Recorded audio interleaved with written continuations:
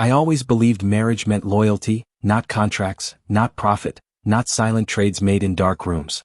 I believed it meant standing together when things were hard. When I married Evelyn Harper, I thought I had one life. She was beautiful, confident, and born into money, but she looked at me like I mattered. I still remember her saying, "As long as we're together, nothing else matters." I believed her. I left my steady job to help her family business because she asked me to. "I need you beside me," she said. "Not behind me." I worked longer hours than anyone, skipped vacations, ignored my own dreams.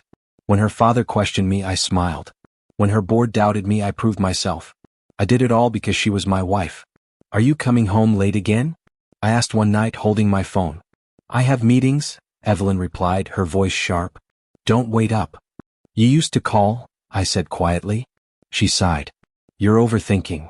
I told myself she was right. I told myself love needed trust. Still, the call stopped. She guarded her phone like it held secrets. When I asked, she said, "You're being insecure." That word hurt more than silence. One evening, I heard her laughing in the study. I stood outside the door, frozen. "I missed you too," she said softly. I stepped back, my heart racing. At dinner, I tried again. "Who were you talking to?" She didn't look up. "Business." "Since when does business make you smile like that?" Her fork hit the plate. "Why are you interrogating me?" "I'm your husband," I said. "I deserve honesty." She stood. "I deserve space." That night I couldn't sleep. The next week his name appeared. Daniel Wright. I recognized it from old photos she once showed me. Her first love. The man she said she was done with. "He's back in the city," she said casually. My chest tightened. And nothing," she replied. "We're adults." "You never told me," I said. "You never asked." Days passed. Daniel's name came up more. "Daniel thinks the market will shift."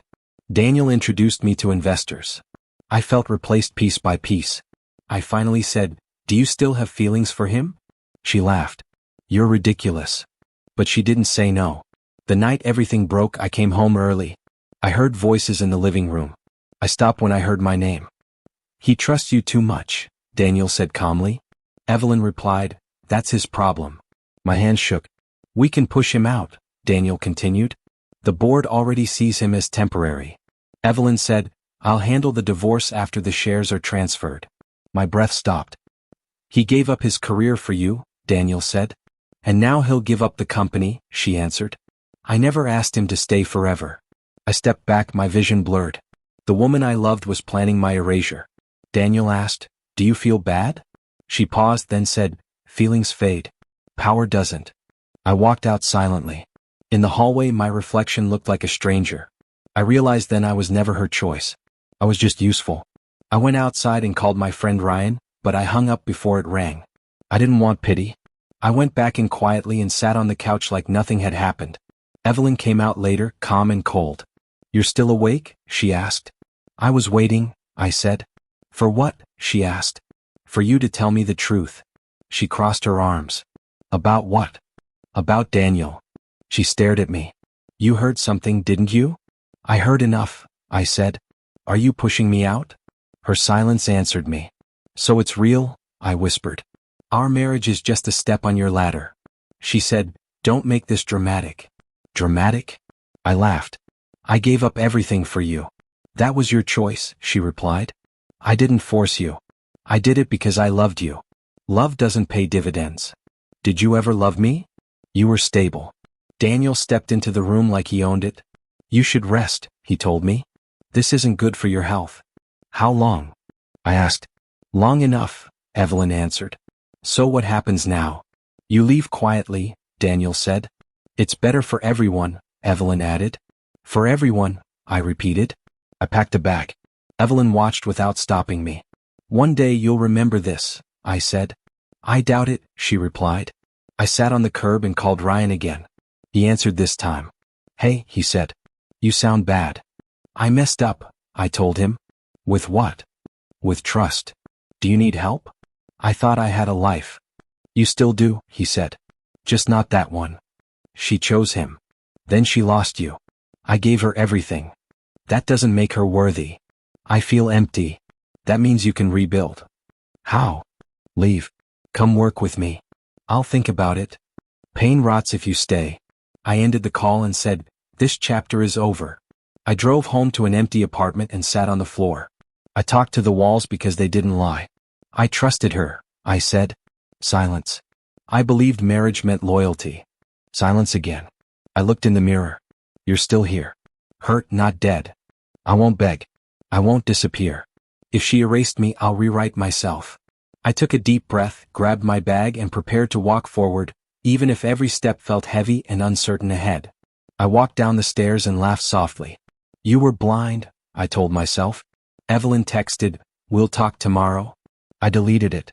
"Don't," she said when I called. "You already did," I replied. "You'll be compensated." "So that's my value?" "Yes." I hung up and whispered, "I loved you." No one answered. I was never her choice. I was just useful. I thought the worst day of my life had already passed, but I was wrong. Evelyn called me into the living room early that morning. Her voice was calm, almost bored.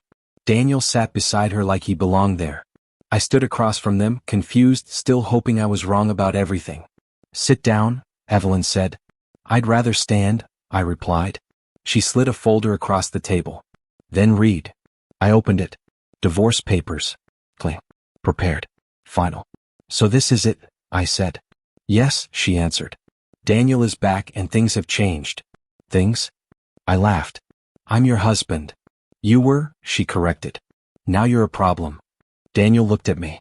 "This isn't personal." "It feels personal," I said. Evelyn crossed her arms. "You've served your purpose." I felt my chest tighten. "My purpose?" "You helped stabilize the company," she said. "That's over." I asked, "Did any of it matter to you?" She didn't hesitate. "You were useful." I turned to Daniel. "Did you plan this together?"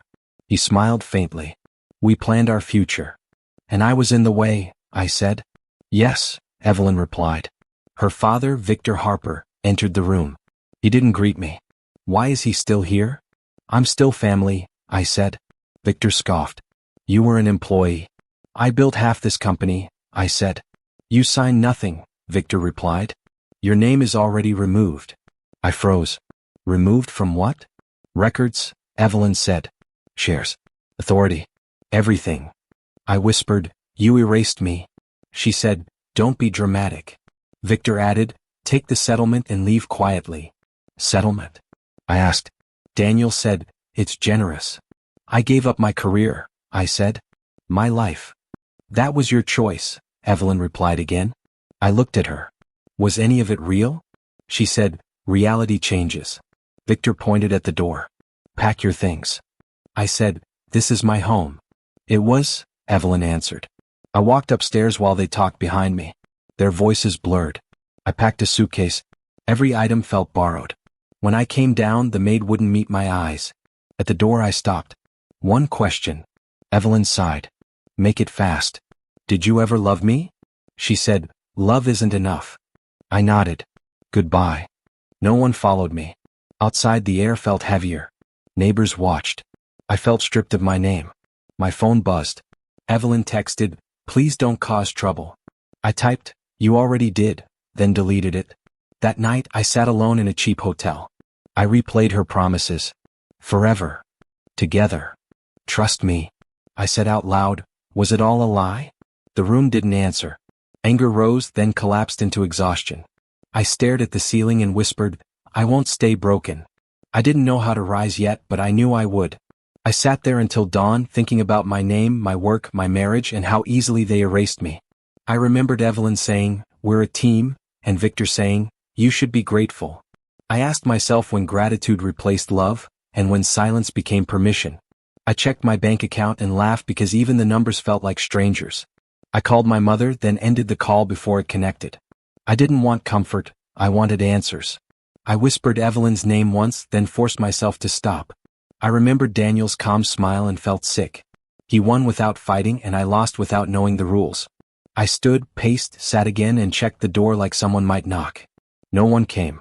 I thought about confronting them again, screaming, begging, demanding fairness. I knew it wouldn't matter. They had already decided who I was. A placeholder. I lay back down and stared until my eyes burned. I told myself pain meant I was still human. I told myself I would survive this. I didn't sleep much, but I dreamed anyway. I dreamed of signing papers that erased my face. I woke up angry. Anger felt better than emptiness. I showered, dressed, and looked at myself carefully. I said, "You're still here." My voice sounded strange but steady. I picked up the divorce papers and read every line. Each word felt cold. I signed nothing. I folded the papers and placed them back in the envelope. I wasn't ready to disappear completely. I sent one message to Ryan. I wrote, "I'm free but I'm lost." He replied quickly, "Come find yourself." I stared at the screen for a long time. I didn't know where to start, but I knew I couldn't stay still. I packed my bag again, slower this time. I checked out without looking back. At the door, the clerk said, "Good luck." I nodded. Outside, the city felt loud and uncaring. I breathed in deeply and said nothing. I thought about my name again. They took it from the company, but it was still mine. I promised myself quietly that I would earn it back. Not from them. From the world. I walked forward, angry, hurt, but awake. I didn't know how to rise yet, but I swore I wouldn't stay on the floor. I checked my phone again and deleted Evelyn's number. My hand shook, but I didn't stop. I deleted Victor's number too. I left Daniel's saved. I wanted to remember his name. I didn't want closure. I wanted clarity. The sun climbed higher as I walked. I passed couples holding hands and felt nothing. I passed office buildings and remembered mine. I wondered who sat in my chair now. I hoped it was uncomfortable. I found a bench and sat. I said to myself, "This hurts, but it's real." I needed real. I watched people pass and felt invisible.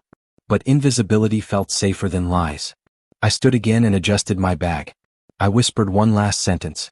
"I won't stay broken forever." I said it slowly like a promise. My voice didn't crack this time. I believed it a little. That was enough for today.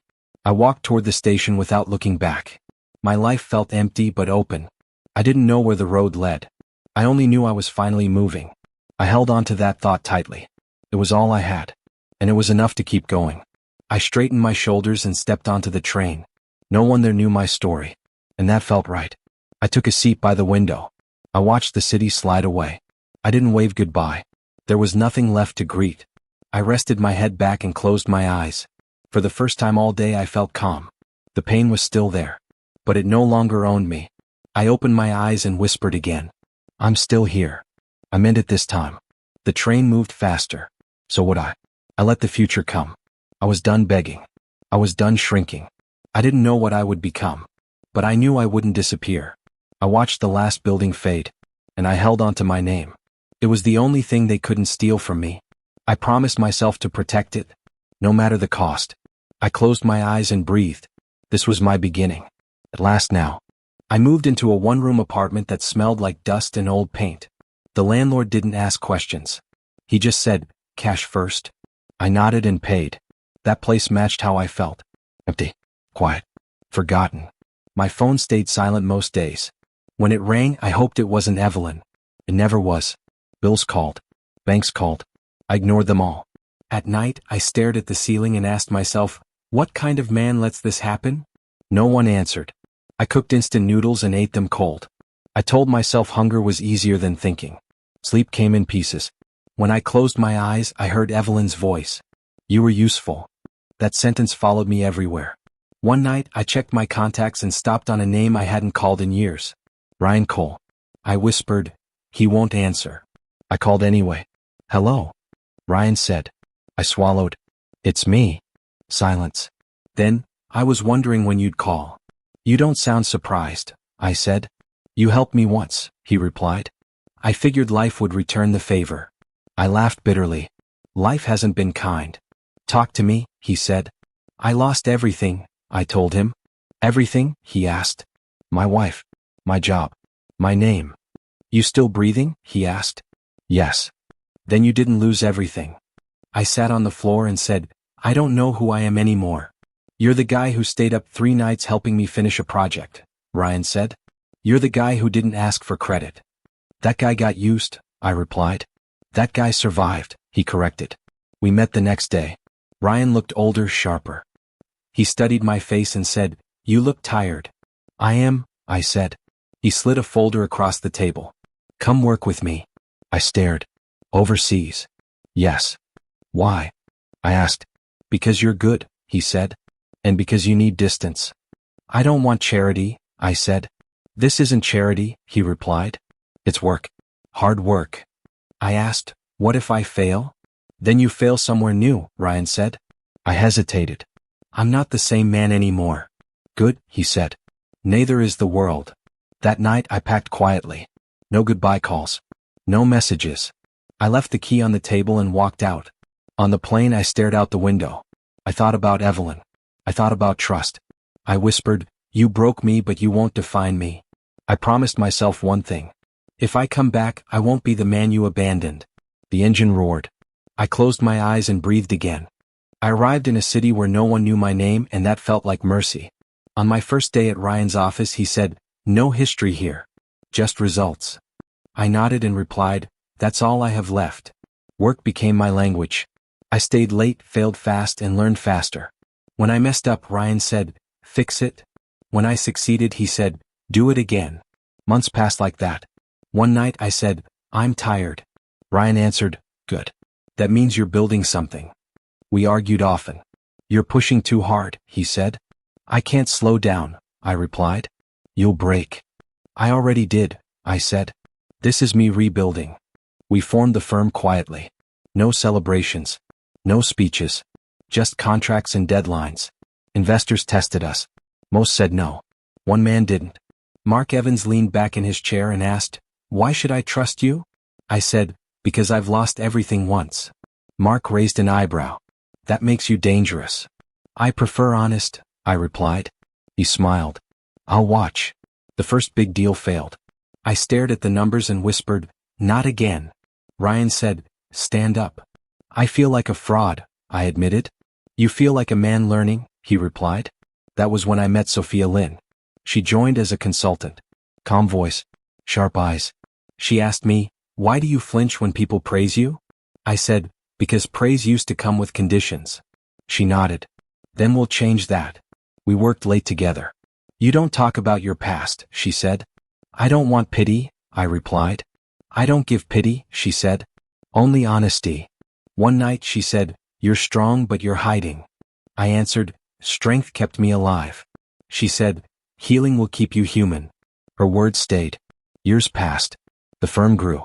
I spoke with confidence again. Mark told me, you're ready to lead. I replied, I already am. When our biggest deal closed, Ryan laughed. We did it. I smiled and said, no. I did it. I wasn't running anymore. I was ready. I returned to the city without announcements, cameras, or memories attached to my name. The streets looked the same, but I walked them differently. I wore a tailored suit and carried a badge that said CO, yet no one recognized me. I liked that. Ryan walked beside me and said, you ready? I answered, I've been ready for years. The banquet lights glowed ahead. I felt calm, not excited. I wasn't here to prove anything. I was here to observe, measure, and confirm how far I had come. Every step reminded me silence could be power when earned through pain. Inside the hall, voices blended into polished laughter and forced respect. Daniel stood near the stage, smiling too widely. I heard whispers. The numbers look bad. Cash flow is tight. I took a glass and listened. Evelyn stood beside him, tense, scanning faces. She looked older. Ryan leaned close and asked, want introductions? I said, not yet. Daniel spoke loudly about expansion, but his hands shook. I recognized fear. I had worn it once. Seeing it on him felt strange, almost educational. I reminded myself observation mattered more than reaction, and patience always punished arrogance eventually. I stayed quiet there. Evelyn finally noticed me when Mark Evans greeted me loudly. Good to see you again, he said. I replied, likewise. Her eyes narrowed. She whispered to Daniel, who is he? Daniel frowned. No idea. I turned when she approached. Hello, she said carefully. I answered, good evening. She stared at my face, searching. Have we met? She asked. I said, not recently. Her confusion felt heavier than anger ever did. I could hear my heartbeat steady, reminding me distance grows when emotions no longer demand immediate answers. I let silence stretch between us. It unsettled her more than shouting ever. Your name? Evelyn asked. I smiled politely. I'm here representing Orion Capital. Daniel interrupted, never heard of it. I looked at him. That doesn't surprise me. Ryan coughed to hide laughter. Evelyn stiffened. You seem familiar, she said. I replied, people say that. Daniel crossed his arms. We're busy. I nodded. So am I. The air shifted. I felt it. Control didn't need volume. It needed timing. I watched Daniel glance around for support, while Evelyn studied me like a puzzle missing crucial pieces. Mark returned, smiling knowingly, and placed a hand on my shoulder. She finally understood then everything. Her breath caught. Wait, Evelyn said softly. What's your name? I answered clearly, it's the same one you erased. Daniel laughed nervously. What's that supposed to mean? I looked at Evelyn. You know. Color drained from her face. It can't be, she whispered. I didn't confirm or deny. I said, business first. The moment stretched. I felt nothing. No victory. No pain. Just distance, clean and sharp. Years of suffering condensed into silence, and silence protected me better than rage ever could. Evelyn stepped back, finally unsure how to speak to me again. That imbalance mattered. Power had shifted quietly. Daniel tried to recover. We're still leading the market, he said loudly. I replied, are you? Mark checked his phone and said, your stock dropped again. Daniel snapped, temporary. I asked, how temporary? Evelyn watched the floor. I spoke gently. Poor decisions echo. Daniel bristled. Who do you think you are? I met his eyes. Someone who learned. The room felt smaller. His confidence cracked just enough. I didn't need to expose him further because instability reveals itself without assistance. Ryan leaned close and whispered, this is already over. I nodded, understanding endings can be quiet. Especially deserved ones. Tonight. The banquet ended politely. Evelyn followed me near the exit. Can we talk? She asked. I replied, there's nothing left. You're angry, she said. I'm empty, I answered. She flinched. You disappeared. I said, you erased me. She whispered, I didn't think you'd survive. I looked at her calmly. Neither did I. That truth settled between us. She realized regret doesn't rebuild what cruelty destroys. I stepped away before she could reach for old memories that no longer belonged to either of us. Her silence followed me like a shadow I refused to carry again. I chose forward motion. Always. Outside, Ryan said, you okay? I answered, better than expected. He smiled. You didn't gloat. I said, I didn't need to. He nodded. They're scared. I replied, they should be. The city lights reflected off glass towers. I felt grounded. Not victorious. Grounded. I realized power felt different when earned without destroying others. I wasn't here for revenge. I was here because I belonged again.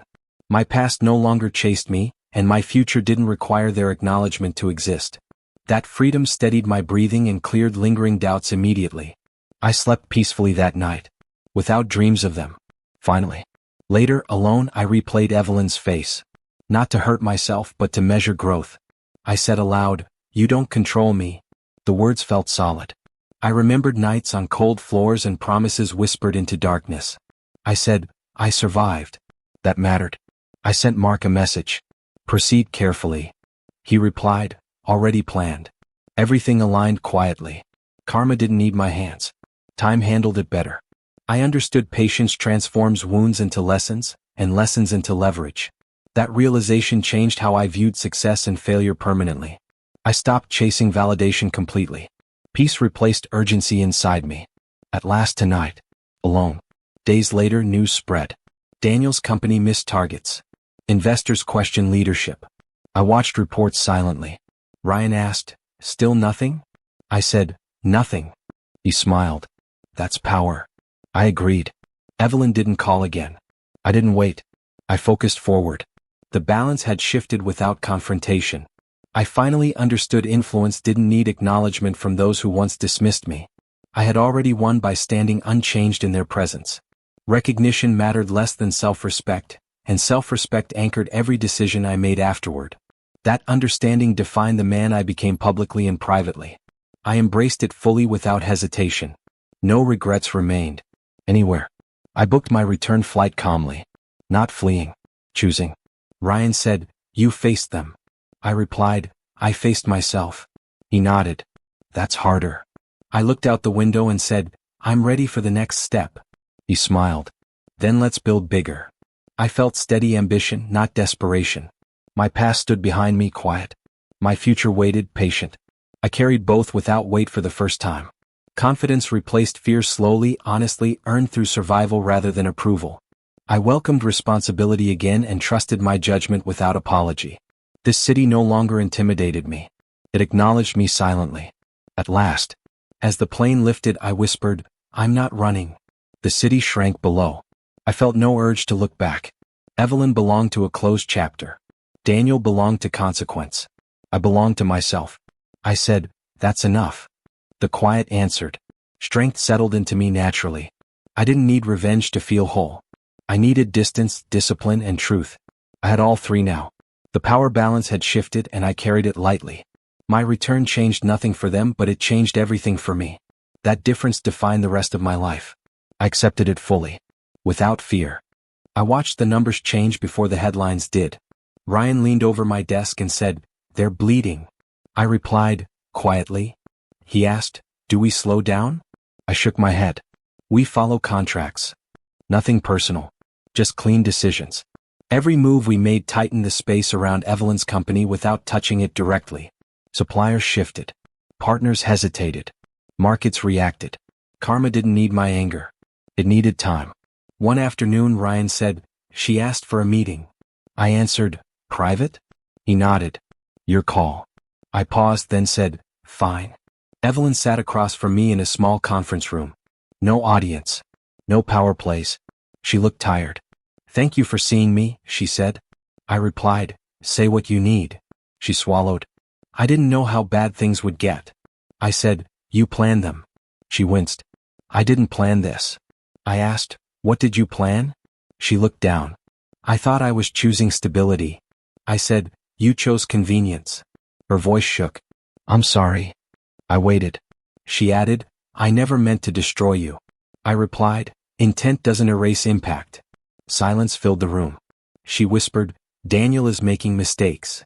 I said, "That's his pattern." She looked up. "You could help." I leaned back. "Why would I?"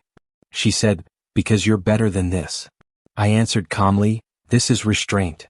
She frowned. "You're punishing me." I replied, "I'm moving forward." That truth hurt her more than anger ever could. She said, "I regret everything." I asked, "Do you regret losing me or losing control?"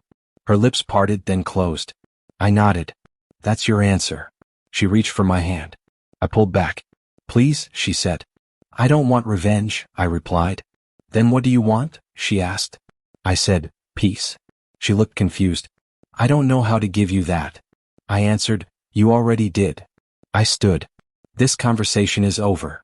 She whispered my name. I didn't turn. Outside my chest felt tight. Not from anger. From memory. Sophia noticed immediately. She asked, "You okay?" I said, "I spoke to her." Sophia nodded. "And?" I replied, "She apologized." Sophia asked, "Did it help?" I thought, then said, "No," she said softly, "apologies without understanding rarely do." I looked at her. "I don't know if I should forgive." Sophia replied, "Forgiveness isn't permission."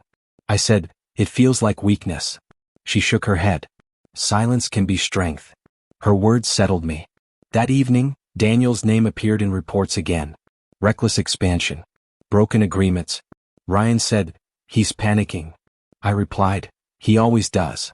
Ryan asked, "Should we intervene?" I said, "No," he smiled. "Let him fall." I corrected, "Let him choose." Responsibility mattered. I wasn't his mirror. I was his consequence. Sophia joined me on the balcony later. She said, "You're carrying a lot quietly." I replied, "Noise never helped before." She said, "You don't owe anyone suffering." I answered, "I know." She asked, "Then why does this still hurt?" I said, "Because I loved honestly." She nodded. "That wasn't a mistake." I looked at her. "It feels like one." She said, "Only because someone misused it." Her clarity steadied me. Days passed. Evelyn called once. I didn't answer. Daniel sent messages through lawyers. I read none. Ryan asked, "Still conflicted?" I replied, "Less every day." He said, "That's growth." I watched the markets respond again. Another partner withdrew. Another deadline missed. None of it thrilled me. It simply confirmed distance worked better than destruction. Sophia asked me one night, if she understood now, would you go back? I answered honestly, no. She smiled gently. Then you've already chosen. I exhaled. She added, moving forward doesn't require cruelty. I said, I know. She said, good. That support mattered more than advice ever could. When Evelyn appeared again unexpectedly, her voice broke. He's ruining everything.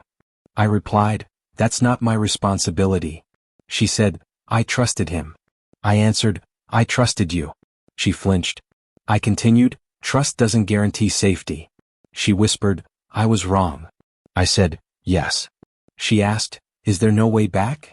I replied, back doesn't exist. She cried quietly. I stayed still. Emotional restraint felt heavy but necessary. Later, Sophia asked, do you feel guilty? I said, for surviving? She smiled. Exactly. I shook my head. No, she said, then you're free. That word echoed. Free didn't mean untouched. It meant unbound. I embraced that truth slowly. Ryan joined us and said, they're spiraling. I replied, we keep building. He nodded. That's leadership. I felt it then. Standing tall didn't require stepping on others. It required refusing to fall with them. That night, alone, I spoke quietly. I don't need revenge. The room listened. I said, I need integrity. That choice settled my struggle. Forgiveness could wait. Forward motion couldn't. I chose silence, not submission. Distance, not bitterness. Strength, not spectacle. When Sophia said, I'm proud of you, I believed her. When Ryan said, you've changed, I agreed. Evelyn's regret deepened. Daniel's arrogance collapsed. I remained steady. That balance mattered. I stood tall without raising my voice. Karma continued its work patiently. I closed my eyes and breathed. I wasn't running. I wasn't chasing. I was choosing. And that choice felt right. I heard the news first through Ryan's call. Daniel's in trouble, he said. I asked, how bad? He sighed. Contracts defaulted. Investors pulling out. I frowned. Finally? He laughed softly. Finally. I didn't respond. The irony was sharp but quiet. Karma had a way of moving slowly, and Daniel had spent years building his own trap. Did Evelyn know? I asked. Ryan said, she's panicking. Called me 3 times today. I didn't reply. I didn't need to. The headlines said enough. Wright Industries faces massive losses. I picked up my phone, stared at her name, then put it down. Curiosity didn't outweigh self-respect. She appeared the next morning in my office. She looked older, worn. Her suit hung loosely, not because it was too big but because she had lost weight. I said nothing at first. She asked quietly, can we talk? I gestured to the chair. Sit. I didn't know he would. She stopped. Her voice shook. I didn't know how badly this would hurt. I leaned back. Did you think about how it would hurt me? She closed her eyes. I was wrong. I didn't think. I miscalculated everything. I said, miscalculated? She nodded. I trusted him. I thought he cared about the company. I didn't smile. I didn't pity. Cared about what? I asked. It wasn't the company. It was power. She flinched. He convinced me, I interrupted softly. You convinced yourself first. She lowered her gaze. I didn't want to see it. I replied, blindness doesn't undo consequences. Her hand shook. I've lost control, she admitted. The investors are leaving. Employees are scared. He took advantage. I said nothing. Watching her unravel didn't require words. Silence amplified every truth she had ignored for years. Her voice broke. I made mistakes, terrible ones. I thought I could manage him, control him. But I was wrong. So wrong. I leaned forward slightly. And now? I asked. She swallowed. Now. I don't know how to fix anything. I nodded. You don't? Not this time. Daniel appeared in the news again. Fraud allegations. Broken contracts. Public statements contradicting himself. Ryan said, he's desperate. I smiled faintly. He's predictable. He asked, do we intervene? I shook my head.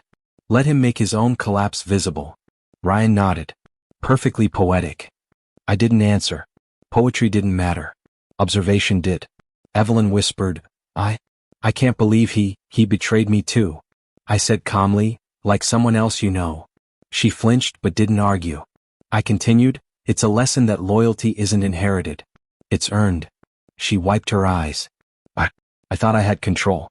I thought I was choosing the right path. But I held up a hand. You thought. But thinking doesn't erase damage. She shivered. I never imagined feeling powerless like this. I said nothing. The silence spoke louder. She sat in my office for hours, recounting every misstep Daniel had caused. He siphoned money from our accounts. Investors are questioning every move. Employees are panicking. I trusted him, she whispered. I asked, did you ever trust me like that? Her eyes filled with tears. She said softly, I thought I did. But I was distracted. I nodded slowly. Distracted doesn't justify betrayal. Her head dropped. I lost everything. My company, my credibility, even my decisions feel meaningless. I remained still. Watching her feel the same helplessness I once did was more than enough. Later she said, I don't know how to face the board. I replied, you face what remains, not what's lost. She shook her head. What remains isn't mine anymore. Everything is falling apart because I trusted him, and because of my own choices. I said quietly, that is accountability. She whispered, I can't fix this. I didn't respond. I had nothing to offer. Comforting her wouldn't reverse her mistakes. I realized then, revenge doesn't need cruelty. Watching her face reality is sharper than any attack I could craft. Her voice trembled. You're not angry at me? I shook my head. Anger would serve no purpose. Observation is more powerful. She glanced up. You're calm? I said, calm comes from knowing you can't rewrite the past. She shivered. I feel broken. I replied softly, then let it teach you. Don't expect repair. She flinched at the bluntness. It's cruel to say that, she whispered. I said nothing. Cruelty wasn't necessary. Karma had its own voice and she was listening now. Daniel's missteps continued. One public apology, one failed contract, one investor pullout after another. I watched the patterns unfold with quiet satisfaction, not glee. Sophia noticed my silence later. She asked, do you need to say something? I replied, no. Let reality speak for itself. She smiled. Good choice. I nodded. Watching consequences unfold naturally required restraint, and restraint was strength I was learning to wield daily. Evelyn approached the office again, more broken than before. He's destroyed everything, she whispered. I said calmly, only what you allowed him to. She flinched. I can't believe I was so blind. I replied, blindness is often chosen. She pressed her hands to her face. I was wrong in every way. I remained still. No pity. No forgiveness. Just the quiet assessment of someone finally learning limits. Watching her regret was enough. That afternoon Ryan said, she's unraveling fast. I nodded. Let her. He asked, a call from her? I shook my head. No guidance. No intervention. He smiled faintly. Perfect restraint. I replied, karma doesn't need my hands. He laughed softly. And yet you get to observe. I said, better than participating. Silence filled the room. Outside, the city continued as always, but inside, consequences landed precisely where they were meant to. Evelyn called one last time that evening. I'm sorry, she whispered. I said, acknowledgement is a start, not a cure. Her voice trembled. I feel powerless. I said, then learn it. That feeling will guide you if you survive it. She paused. Do you have any advice? I replied, move forward. Not for me. For yourself. She didn't answer again. I knew she heard. That was enough. I didn't need gratitude. Observation was sufficient. As the week ended, reports confirmed her company in chaos. Daniel's influence evaporated under scrutiny. Investors left, contracts collapsed, and her board questioned every decision. Ryan said, all falling apart. I nodded. Exactly. Sophia joined me and said softly, you've handled this well. I replied, it didn't require action. Just patience. She smiled. You've learned the power of silence. I nodded. Silence often speaks louder than words or revenge. The truth settled over me like a shield. I checked the news again. Daniel's statements were inconsistent. Evelyn's name appeared in stories about financial mismanagement. I felt no pleasure. No glee. Only clarity. Her downfall was not my doing. It was the natural outcome of decisions ignored, trust misplaced, and choices poorly made. Watching it unfold reminded me, Control can be quiet. Power can be indirect. Justice doesn't need a hand to guide it, only observation to confirm it exists. Later that night, alone, I whispered to myself, you don't need cruelty to balance wrongs. Watching truth unfold is sharper. Sophia said softly from the doorway, and you've mastered that. I nodded. Quiet observation is enough. The lesson sank deep. No confrontation, no manipulation, only watching. That was power. That was strength. That was peace. I didn't reach for vengeance. I didn't call her. I didn't gloat. I watched. Evelyn appeared at my office that morning, unannounced. She looked fragile, like someone who had carried too much for too long. I didn't rise from my chair. I said calmly, you shouldn't be here. She swallowed and stepped closer. Please, can we talk? One last time. I gestured to the chair. Sit. She did hesitantly. Her eyes searched mine. I know I hurt you, she began. I never meant to. I held up a hand. Intent doesn't erase impact. She flinched. I know that now, she said. I've realized my mistakes. I leaned back. Mistakes don't grant you a second chance automatically. Please, she whispered, I want us to start over. I shook my head slowly. Start over?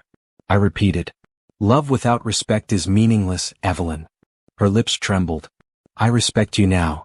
I said quietly, too late. Respect comes before trust. You can't reconstruct it after betrayal.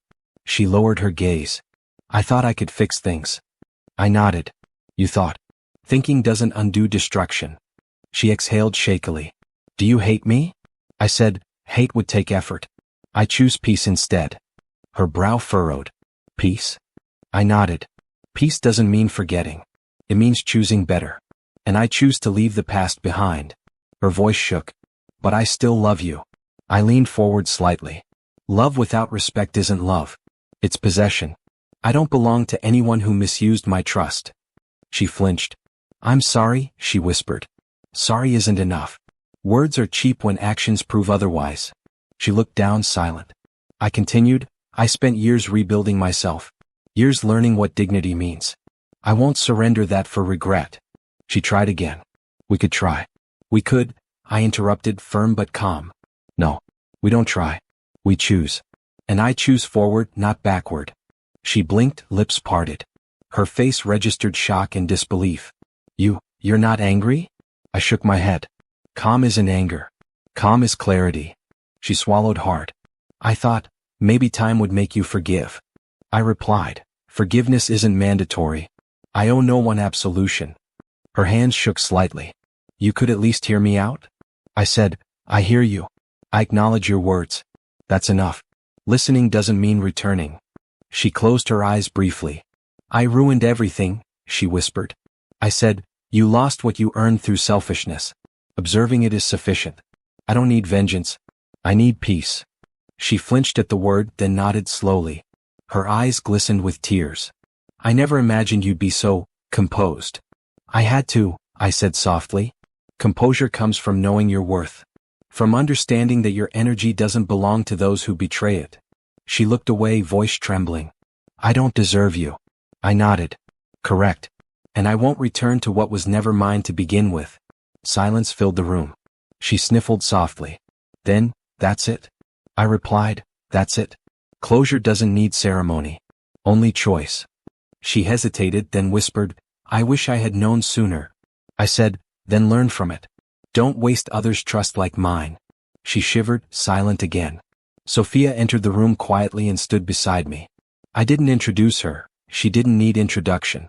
She said softly, you've made the right choice. I nodded. Thank you. Evelyn looked at her, uncertainty flickering across her face. Who is she? She asked.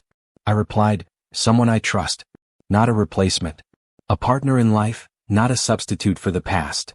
Evelyn's lips parted, but no words came. Sophia placed a hand gently on my shoulder. He's chosen his path. You cannot rewrite it.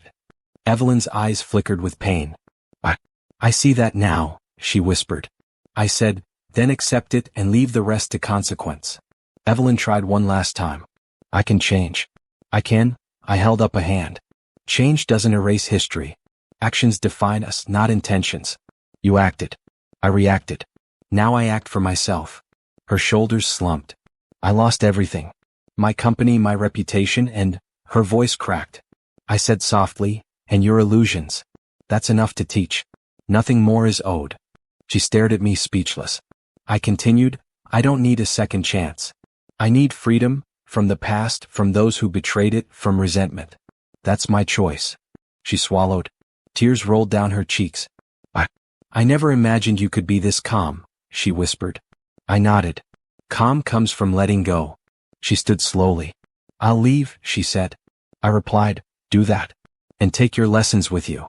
She paused, hand on the doorframe. Do you ever think about me? I said, only to measure growth. Nothing more. Reflection, not emotion.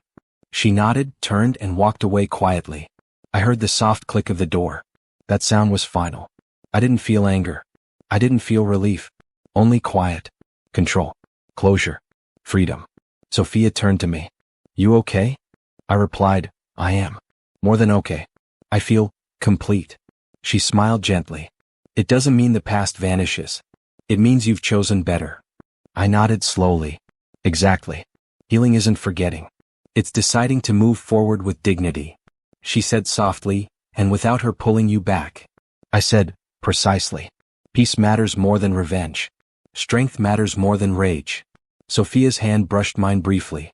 You've earned this, she said. I nodded again. Yes, I have. Later I looked out the window at the city lights. Everything was familiar, yet different. I whispered to myself, I am no longer defined by betrayal. I am defined by choice. Sophia stood beside me, silent, supportive, steady. She didn't replace the past. She didn't pretend it never happened. She simply offered partnership in a present I could shape freely. That presence alone was enough to anchor me. I realized then that healing wasn't about forgetting Evelyn or Daniel. It was about refusing to let them control my emotions ever again. Evelyn's name lingered briefly in my mind.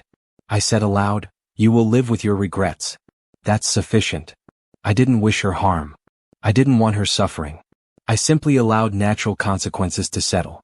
Daniel's arrogance and mismanagement had already done the work she couldn't undo. I had no role left in her life, except as a silent witness. And witnessing was enough. Sophia turned to me. Are you ready to step fully into what comes next? I smiled faintly. Yes. I've carried the past long enough. Now I choose forward. Not hate. Not anger. Only purpose, clarity, and peace. She nodded. Then let's move together, not behind or ahead, but beside each other. I placed my hand over hers. Exactly. Healing doesn't require erasing the past. It requires choosing better. And I've finally done that. I spent the rest of the day in quiet reflection. Not a single thought of vengeance crossed my mind. I didn't dwell on her betrayal or Daniel's arrogance. Instead, I focused on the work we had built, the partnership Sophia and I shared, and the strength I had reclaimed. I whispered softly, I will not be chained by the past. The room was silent, but my conviction echoed loudly. Peace had replaced obsession.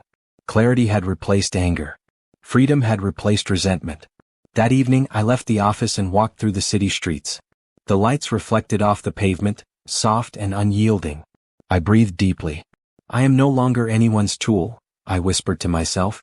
I am my own man. I am my own choice. Sophia's presence beside me reminded me that partnership didn't mean dependence. It meant support. Healing didn't require forgetting.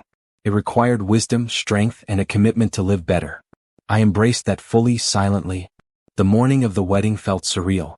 I stood in the quiet chapel, listening to the faint hum of voices outside.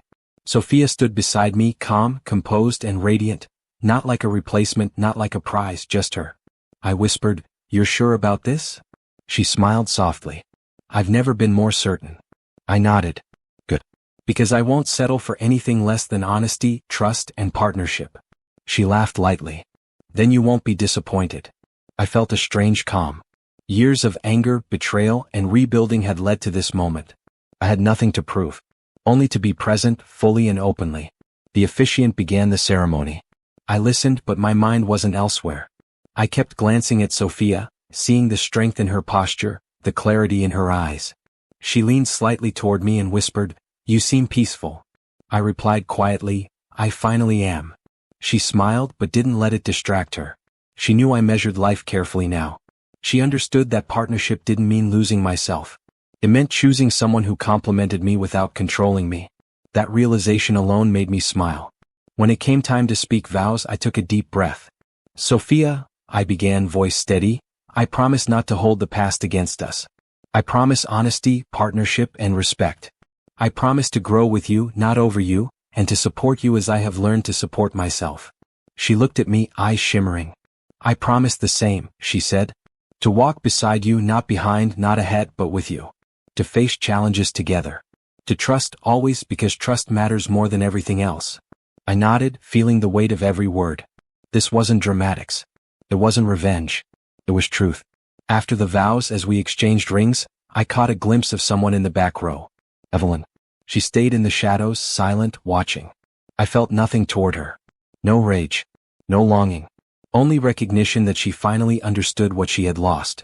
I didn't glance her way again. Sophia's hand on mine grounded me. She whispered, "Are you okay?"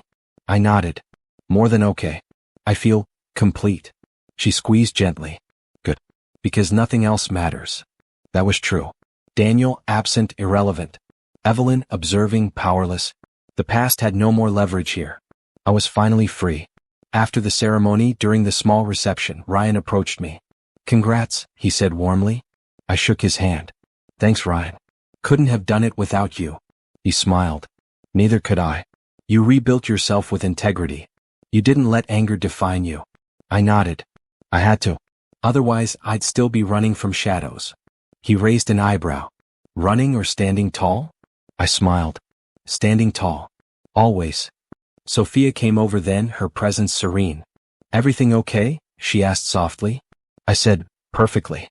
This is exactly how it should feel." She rested her hand lightly on my arm. "Then let's enjoy it." I agreed. We walked together among friends and colleagues who genuinely cared, not opportunists, not betrayers. Later we stepped outside. The garden was quiet. The sun was low, soft golden light painting the space.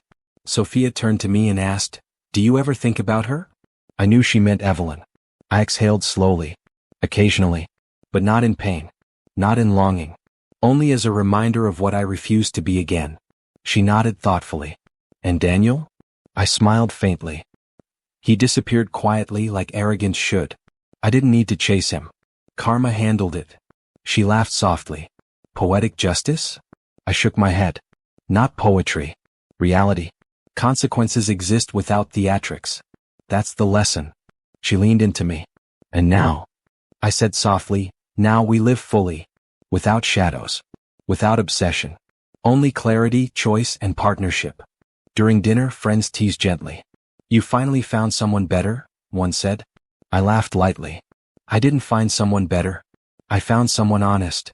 Sophia squeezed my hand. "Exactly." I looked around the table and realized how far I had come. From betrayal, humiliation, and loss to freedom, dignity, and partnership. The road had been long, but the lessons were clear. Respect, trust, and patience mattered more than vengeance ever could. I had chosen wisely. I had chosen life, not revenge. That realization anchored me completely. Later that evening, after the last guest had left, we stood alone on the balcony overlooking the city. Sophia leaned slightly against me. "Do you feel different?" she asked. I smiled softly. "I feel unburdened. I'm no longer defined by anyone else's mistakes or betrayal." She said gently, "That's what real partnership feels like." I nodded. "Yes. No control, no sacrifice of self, only support, trust, and honesty." She looked at me, eyes calm and steady. "Then we can grow together without shadows from the past." I said, "Exactly. And that is freedom." Later, as I cleaned up, I thought about Evelyn. She would never understand this piece fully. She would never grasp the quiet dignity of choosing forward instead of revenge. I whispered softly, "She watches. She knows. That's enough." Sophia joined me, silently supportive. I didn't need her to say anything. Her presence affirmed the choices I had made. Healing didn't mean forgetting Evelyn or Daniel. It meant refusing to let them control my future. That choice, simple but profound, anchored me completely. At night, I stood by the window looking out over the city. Sophia rested her hand on mine. "Are you happy?" she asked quietly. I nodded. "More than I've ever been. I feel grounded, complete, and free." She smiled. "That's all anyone can ask for." I said softly, "And it's enough." The city below buzzed with life, but inside I felt stillness. Peace. Clarity. The years of struggle, heartbreak, and rebuilding had led here. To this quiet certainty. To this partnership built on equality, respect, and trust. Nothing else mattered. I thought again of Daniel. Of Evelyn. Neither had power over me anymore. Neither could influence my choices, my emotions, or my life. I had reclaimed every part of myself they had tried to steal. I whispered softly, "I am free." Sophia squeezed my hand gently. "Yes, you are." I smiled, feeling the full weight of those words. Freedom wasn't about escaping the past. It was about standing tall in the present, fully aware of lessons learned, fully aware of self-worth, fully aware of what mattered. Later, as we prepared to leave for our honeymoon quietly, Sophia said, "You've earned this life." I smiled and said, "No. We've earned it, together." She nodded. Together. I took a deep breath, feeling light. Not giddy, not triumphant. Just steady. Peaceful. Strong. I had finally chosen myself, chosen honesty, and chosen partnership without compromise. And that choice was everything. No past shadows. No regrets. Only forward motion, guided by clarity, integrity, and love that didn't demand sacrifice of self. That is all I needed. By the time the car pulled away, Evelyn was nowhere in sight. Daniel was gone completely. I didn't feel anger, relief, or triumph. Only freedom. Sophia's hand in mine reminded me of what true partnership meant. Equality, support, and presence. Not control. Not manipulation. Not obligation. I whispered softly, "This is what it feels like to choose life over revenge." She leaned into me and said, "And it feels right." I nodded, feeling every word. Finally, I was free, fully, wholly, and unshakably. I sat alone in my office one morning, the city waking beneath me. Sophia had gone to a meeting, leaving me quiet for a few moments. I whispered to myself, "This is it. The end of the road I feared for years." The thought wasn't bitter. It wasn't triumphant. It was calm. Reflective. I let my mind drift back through every step. The betrayal, the humiliation, the nights of loneliness, the rebuilding. I could almost hear my old self, panicked and desperate, asking, "How do you survive this?" I picked up my phone and stared at Evelyn's name briefly, then deleted it from the screen. Ryan had called last week, said she was spiraling. Investors left, employees distrusted her. Daniel was gone without a trace. I didn't smile. I didn't gloat. I simply whispered, "She lost everything. I found myself." That was the truth. My victory wasn't measured in ruin. It was measured in freedom. In dignity. In the ability to breathe without her shadow over me. Sophia returned then, light steps, her presence grounding me. "Thinking again?" she asked softly. I nodded. "Just reflecting." She leaned on the desk beside me. "How does it feel?" I looked out the window. Peaceful. Not because she suffers. Not because I plotted revenge. But because I rebuilt myself. Fully. She smiled. "That's real victory." I turned to her. "Exactly. No chaos required. No anger required. Just choice." She nodded, squeezing my hand lightly. "You earned this calm." I said quietly, "We earned it, together." Later Ryan stopped by. "Everything stable?" he asked. I nodded. "Yes. Quietly stable." He raised an eyebrow. "No gloating?" I shook my head. "No need. Observation is sufficient. I don't need to destroy to feel whole." He laughed softly. "Finally, wisdom over emotion." I smiled faintly. After years of learning, I've realized that self-destruction never helped anyone. Control never equaled strength. Ryan nodded. "And you rebuilt instead." I said, "Step by step, without shortcuts, without bitterness. That's what matters." I thought about Evelyn again. I whispered softly, "I hope she learns. I hope she understands her mistakes, even if it's too late for her life to recover." Sophia tilted her head. "Do you regret anything?"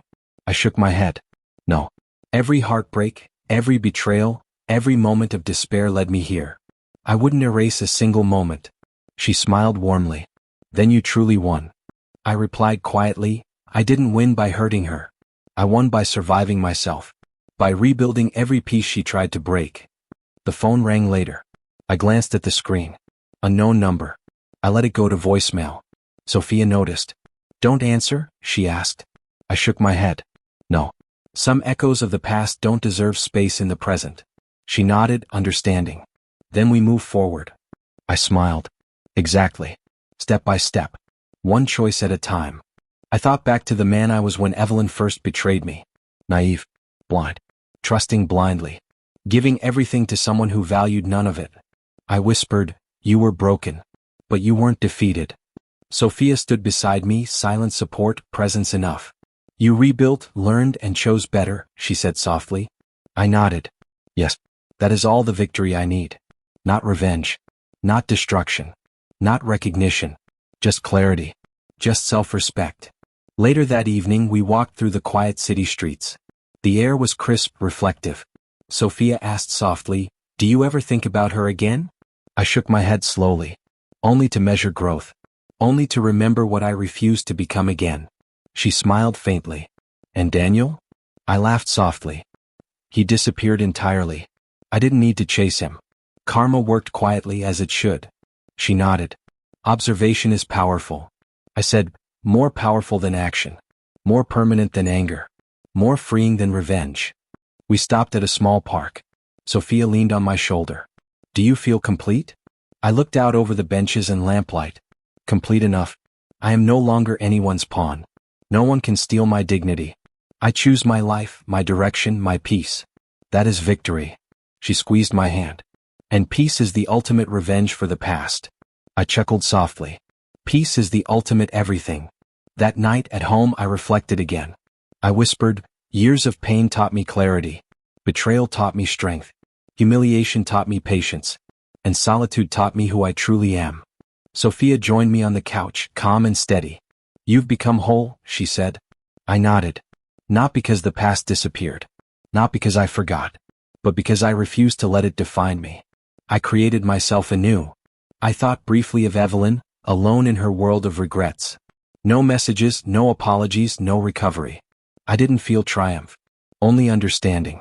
"She lost what she chose to risk," I whispered. "And I gained what she could never take. My self-respect, my clarity, my peace." Sophia placed her hand over mine. "And that is all anyone can truly want." I smiled softly. "Exactly. Nothing else matters." Later I stood by the window looking at the city lights. I whispered to myself, I survived everything meant to break me. Betrayal didn't destroy me, it created me. Sophia came to stand beside me. "Created you?" she asked. I nodded slowly. "Yes. Every hardship, every loss, every moment of doubt shaped me into the man I am now. Stronger, wiser, free." She smiled, resting her head lightly on my shoulder. "And finally fully alive." I nodded, feeling the truth in that. The next morning I called Ryan. "Everything quiet?" I asked. "Yes," he said. "Nothing moving. No crises. No echoes from the past." I replied, "Perfect. That's how it should remain." He chuckled. "You've earned this calm." I said softly, "Not earned through destruction. Earned through rebuilding, patience, and integrity." Ryan laughed. "Well, you've certainly done that." I nodded quietly. "And that is enough." That afternoon I walked through the office, observing the teams we had built. Sophia joined me. "You seem lighter," she said. I smiled. "I am. Freed from the past. Freed from obsession. Freed from anger. Free to live fully. This is what victory feels like." She nodded. "And it feels right." I looked around, calm, steady. Exactly. No one can define me but myself. As the day ended, I sat by my desk one last time, alone for a moment. I whispered softly, "I am no longer broken. I am not defined by betrayal. I am defined by my choices, my integrity, my strength, my life. And that is enough." Sophia returned then, smiling quietly. I looked at her. "Peace feels perfect," I said. She nodded. "And you earned it honestly." I whispered back, "Yes, honestly. And that honesty will carry me forward always." I closed my eyes briefly, feeling the weight of years lift. I didn't need revenge. I didn't need recognition. I didn't need control. I only needed clarity, purpose, and self-worth. Betrayal had not broken me. It had created me. I whispered, "I am whole. I am free. I am myself." Sophia squeezed my hand gently, a steady reminder of partnership, presence, and love without compromise. And for the first time in years I believed it fully.